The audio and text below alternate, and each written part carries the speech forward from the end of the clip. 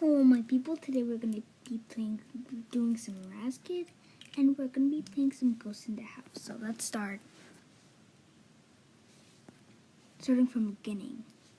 Ghosts in the House. Written by Anne Weil and Rusty Fisher. Illustrated by Marcy Ramsey. Noises in the Night. It was the 1830s in rural New Hampshire. Since no school buses or cars existed back then, Virginia had a long walk to and from school every day. She liked walking through the farm fields because it gave her time to think. Sometimes she'd meet up with friends and they'd pass the time talking. One day, Caleb told her that he had heard strange sounds while staying at his grandmother's house. His grandfather had died recently, and many of his belongings were stored in the attic. Caleb said that any time he walked past the stairs, he felt a cold chill. Virginia asked him to stop talking. She was getting scared. She, too, lived in an old farmhouse with an attic. She, too, heard noises in her attic. She grew worried and wondered if her house was haunted. When Virginia arrived home, she wanted to ask her mother if she believed in ghosts, but decided against it. Instead, she quietly and feverishly did her chores. She helped with dinner, washed all the dishes, and swept up afterward. Later in the evening, she was so exhausted that as she worked on her homework, she fell asleep in her chair. Her mother had to help walk her upstairs to get ready for bed. "Good night, Virginia. Sleep well." Virginia's mother kissed her daughter on the forehead as she climbed under the quilt. "Good night, Mother," said Virginia with a yawn, but as she drifted off to sleep, she dreamed of ghosts. Tip-tap, tip-tap. Virginia popped open her eyes with a burst of fear. What was that sound? She sat up and listened carefully, holding her breath. Tip-tap, tip-tap. "Mother, is that you?" Virginia whispered urgently.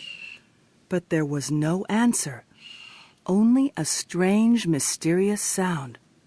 Was it ghosts? Her father always preached that there was usually a simple answer to a simple problem, and so she decided to find out. Tip-tap, tip-tap. Virginia jumped out of bed and ran over to her bedroom window to see if maybe a tree branch was brushing against the glass. While peering outside, she watched the wind whip up leaves across the grass under a full moon.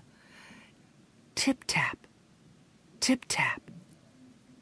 Virginia realized that the mysterious sound was not coming from below her, but from above her. There were no bedrooms on the top floor, so it must be an animal, Virginia thought.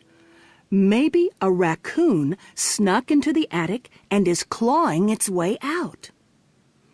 Virginia got back in bed, feeling much better that she had convinced herself there were no ghosts, and soon fell into a deep sleep. Lies and lullabies.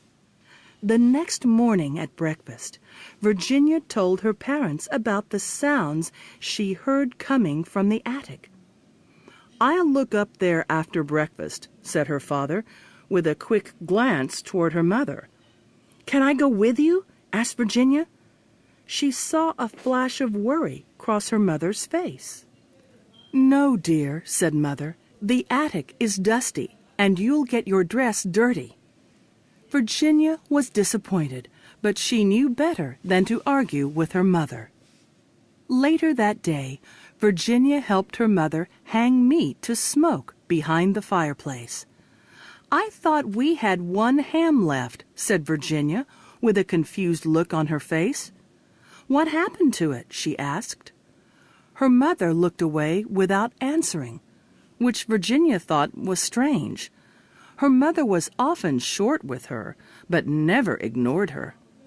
That evening at dinner, Virginia asked her father about the animal in the attic. "Did you find anything?" Her father shook his head, saying only, "Maybe a couple of squirrels got in there, but it's nothing to worry about."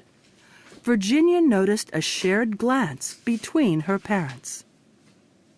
That night, Virginia lay in bed waiting to fall asleep, but was having trouble because she was thinking about the missing ham.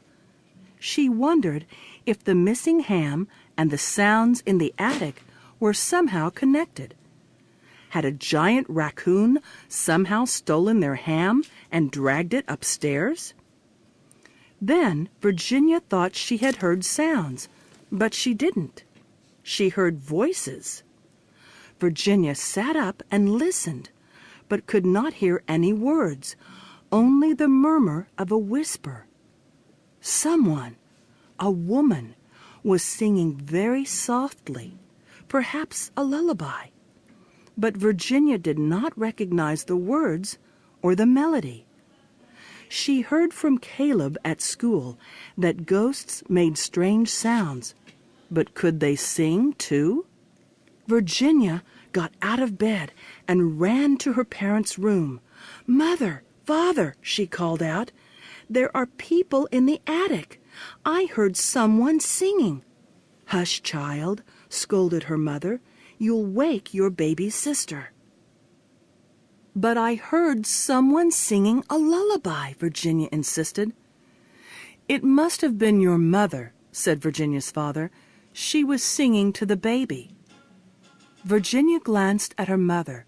She was leaning over the baby's cradle. "Go back to bed, Virginia," she said, without raising her eyes. Virginia went back to her bedroom, feeling annoyed and confused because she knew all her mother's favorite lullabies. The tune she had heard earlier was not any of them. But why would her father lie to her? "Maybe our house is haunted after all," thought Virginia. "Maybe Mother and Father know about the ghosts and don't want me to be scared." Virginia climbed back into bed, where she strained to hear more singing, but the house was oddly silent. Virginia liked that less than the noises. Something, or someone, was directly above her, but who or what was it? She slipped deeper under her quilt. Shadows beyond the door. The next morning, Virginia went into the pantry to get a jar of peaches for breakfast, but there were none on the shelf. Virginia remembered that there had been 3 jars left the last time she looked.